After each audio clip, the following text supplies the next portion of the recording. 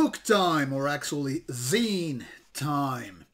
Those of you who have been following the channel for quite some while already know that I'm a fan of a zine called Bardo Methodology. Having reviewed pretty much every issue so far out there except this one, which is actually called Bardo Archivology, or Archaeology. And the latest issue, that is, I guess, issue number 6. Know that I am a fan of this publication. That is fan of Mr. Niklas Göransson, who is the mastermind behind all the great content within Bardo, like we like to call it. Now, those of you who have no idea what I'm talking about, well, Bardo Methodology is a very deep, insightful zine. Fanzine, I guess, could be the right word here. About mostly, but not limited to, black metal.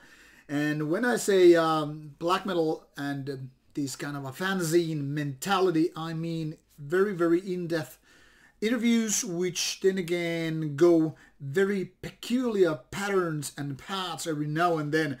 That is, sometimes they might be around substance uses, or it might be about how musical patterns are created, even sort of kind of theoretics around music. And more often than not, it's about kind of going back to the memory lane about what the bands have been up to in the past, what they have been doing in so many ways, in different ways and places, and doing whatever with the releases, but also a lot of ideological topics and talks about lyrics, views about religion, politics, you name it. So it's not your typical how to say, zine that features short feature interviews or a bunch of short album reviews, and you know, everything is just like a quick glimpse on the top of everything, but more about going deep and all that stuff. Now, mostly the band operates online, but luckily we who actually enjoy reading still on paper format are happy to get these kind of issues for reading. And each and every one of these issues is so thick and with such a small font, I'm gonna zoom it later, that the amount of pages, this being almost 70 pages in overall, features so much text that it's actually worth a book, to be honest. I mean, if you compare this size to, say, I should have some kind of a pocket book here, which I didn't plan to include, but just in comparison, if you take a typical book here, which is roughly 1/3 of the pages here, and then you open the book here in comparison, you are pretty soon to realize that actually the font used here is a little bit smaller, that is of that size, compared to this size right here. And this book, for example, that was sent to me by one of these Rauta viewers for reading, this is roughly some 300 pages. So when you multiply this about 3 or 4 times, that is taking the font size and the page size and the amount of pages into account, you roughly have one pocket full of reading with the single issue called Bardo Methodology. Now, this particular release is not any of these which you have always on the back side of these zines. As you can see, pretty much every issue is listed here, and this number 6 is still, you know, work in progress. I actually got this one as well as the number 6 during summer already, but having been quite busy with other readings, it has had to wait for quite some time. Now, this hindsight page gives you a little bit of indication of what's going on with the other Bardo issues, but this Bardo Archivology Volume 1 features some older ones, and you can pretty much see them here. So from 2016 to 2020. I was actually reading the Elder interview there. I was like wondering how the hell is this so much more newer information, because they already talk about this album getting out, which I reviewed, and then I only later on decided to check out this index page here, which gives you this idea of these interviews during their time, and figure out, so this is actually more than 4 years of span of material here.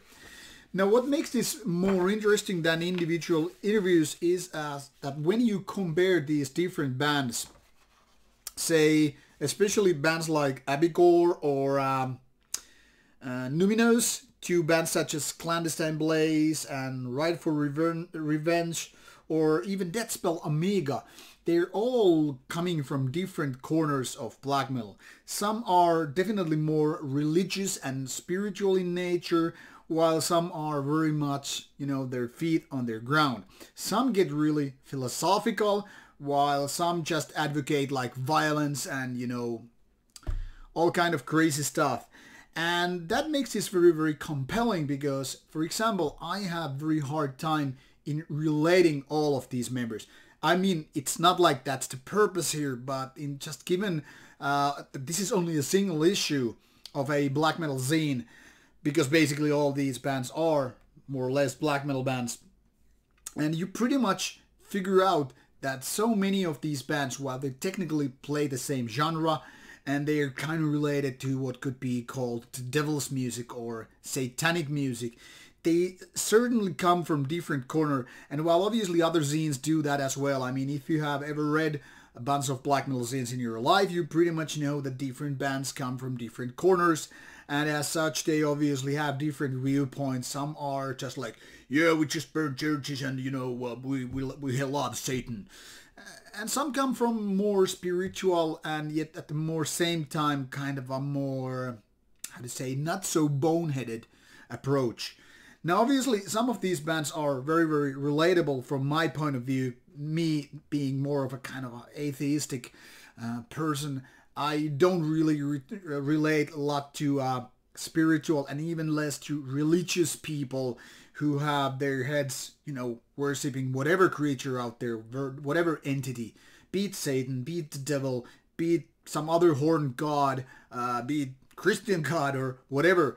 And anyway, I find it very interesting to read all these stories, but sometimes I feel like I should sell some of these CDs or vinyls from my shelf, because I feel very, very coming from very different places than some of these bands, and to a certain degree I find some of them kind of ridiculous.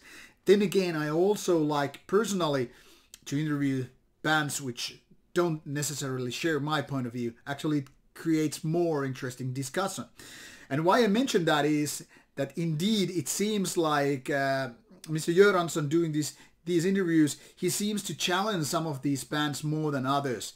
And I don't know if it has something to do with his personal views, or is it because some of these interviews are older than the others, because there is definitely a different kind of approach. And by no means I'm going to slander here Niklas, but the other way around, I actually praise his styles, because I really like that he's going very deep with these interviews, and he goes through a lot of background material before going into the interviews. And why I know that is that I actually answered one of his interviews some months ago.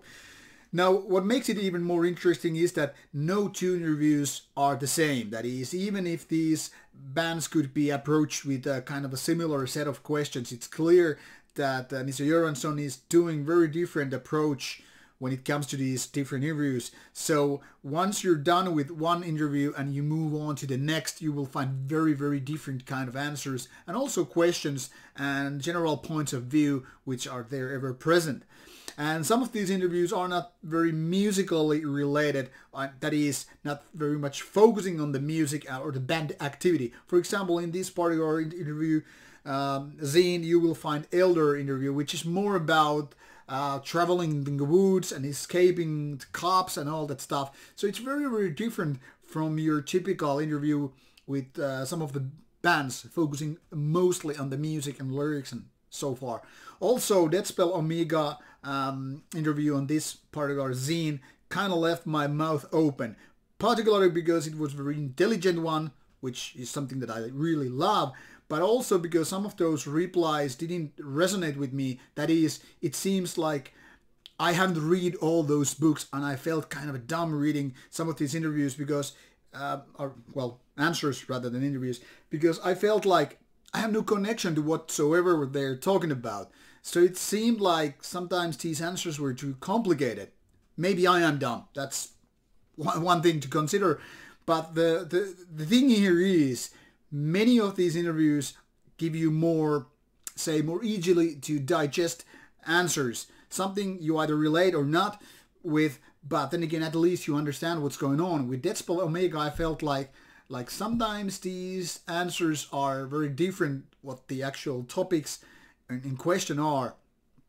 And all credit to that it created a new interest on my behalf towards Dead Spell Omega. But sometimes I felt like there's not much sense going on here. I mean, there was a lot of interesting points, many interesting points overall, but I felt like this really doesn't answer too much the question at hand. However, this is very, very interesting read, and obviously a must-have for people who have been reading the previous Bardos but have missed this one, maybe because not reading them online or for other reasons.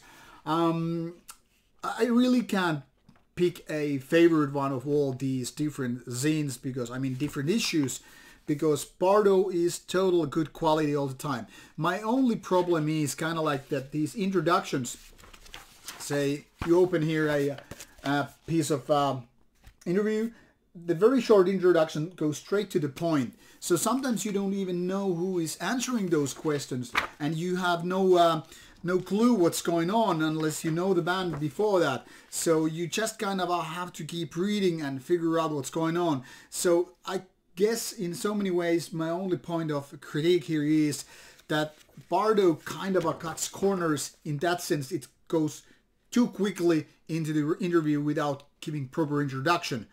And that's sometimes I feel like, hey, what's going on? Who is this guy? Who is answering these questions? And why is he answering these questions?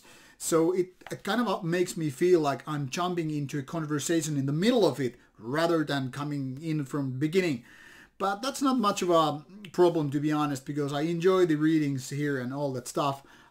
So in case you have missed this one, go check it out and go check out Bardo's homepage for more interviews, more content and all that stuff. I will be coming back to the issue number 6 later on when I have actually read it, and probably it's my next reading project, so maybe reviewing that the next time I'm gonna have a book review. Should you have any questions or comments, put them on the comments box below and I will get back to you. Meanwhile, you go check this one out.